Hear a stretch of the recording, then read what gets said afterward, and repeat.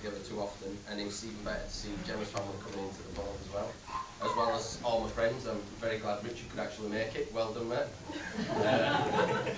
I'd also like to say how beautiful the bridesmaids look. I think the dresses are absolutely lovely. You all look absolutely wonderful. But obviously, the mother of the bride and the mother of the groom, I'm sure you'll all agree, look absolutely lovely as well. But obviously, not as lovely as the new Mrs.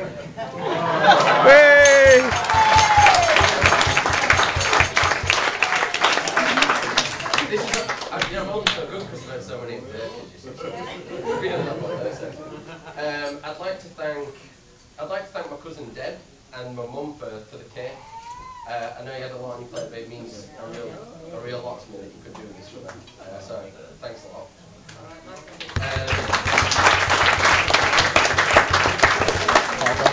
I'd also like to thank our photographer, Ashley.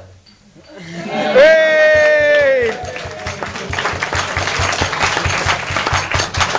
might not notice, but he's been quite nervous about doing it. He's professionally trained, he went to university and everything. So but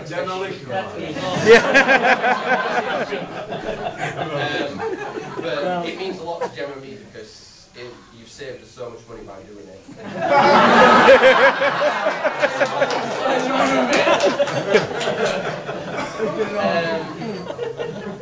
That's about it, but last but by no means least, I'd just like to say a big thanks to my mum and dad. My mum for sorting everything out for the wedding, for the flowers, which we were doing this morning. They came out beautiful, and my dad for doing the house up for me. But not only for doing that, just for actually teaching me how to do it as well. Not just doing it, but now I've got the knowledge hopefully, so I can pass it on.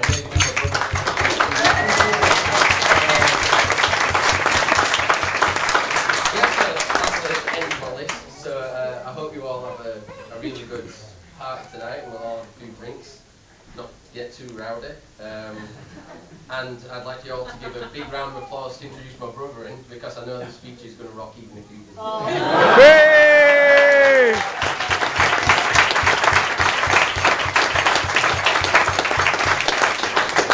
Well, first of all, ladies and gentlemen, good evening. I'm Chris's older brother Nick, and for those of you who don't know me, hello. I consider myself to be in a very privileged position to be studying before you as the best man. This, should I choose, gives me the opportunity to give Chris the worst few months of his life, which is only fair because later on Chris may be giving Gemma the worst few months of hers. I know that's not fair. True, but not fair. Seriously, before the ritual continues, allow me first of all to thank Chris for his kindness in calling me the best man.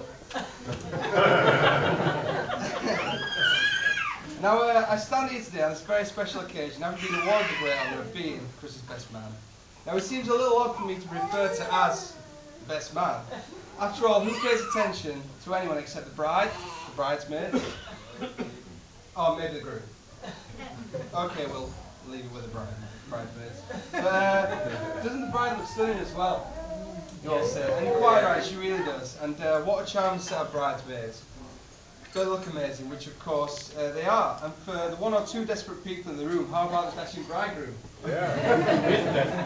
But who says what a hunk the best man is? Who admires his well-chiseled looks, which now I've drawn your attention to it, you've all realised that it's quite obviously the case. No, if the best man is noticed at all, it's because he's the buffoon that always plays that age-old and tiresome prank of losing the ring at the service.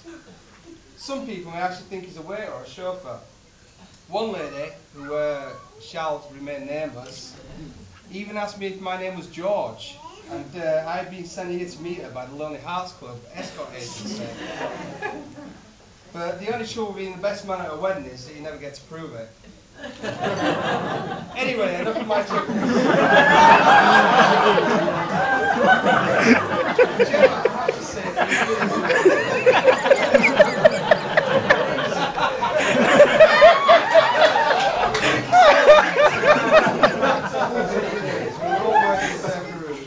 that Chris had taken quite a shine to Gemma, wandering around the place to that simple look in his face. Really like the one he has now. Nervously pacing to and fro, biting his fingernails as he plucked up the courage to ask Gemma out. He never did tell me the smooth lines that used to win her over.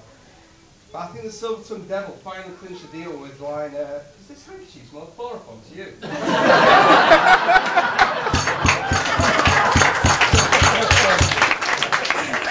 I also remember the time Chris came home and told me that he and Gemma were getting married. He even told me about the whole proposal and how the whole thing unfolded. It all happened one balmy Tuesday evening. Chris had taken Gemma out for a romantic candlelit, all-you-can-eat from buffet off the 2-for-1 deal at the Melbourne Baltic. Gazing longingly across the table, deep into her eyes with that same simple look in his face. He reached for the mango chutney and accidentally brushed a poppadom off the table.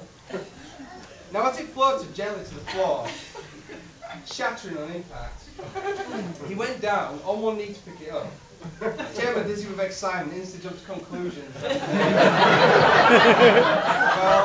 here we all are today.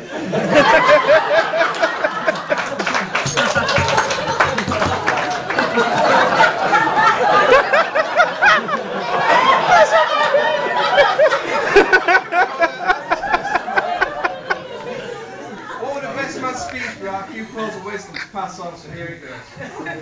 Gemma, remember that men are like fine wine. They start off as grapes, and it's your job to relentlessly stamp on them until they turn into something you'd like to have dinner with.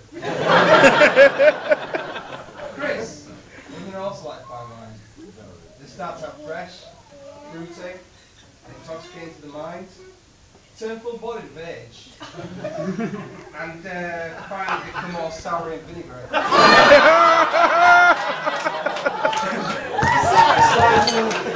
I've seen my parents. I can tell you marriage really is like fine wine. It does get better with age. Now, Gemma and Chris, I think I'm correct in saying that we're all really proud to be part of your special day and would like to thank the Hagelin staff, wherever they are, for looking after us so well. To end, I'm right in saying marriage is not about finding someone you can live with, it's about finding someone you can't live without. And I know Chris and Gemma well, and I know they simply cannot live without each other. On behalf of myself, the bridesmaids, and all here present, I wish you love, health, and eternal happiness.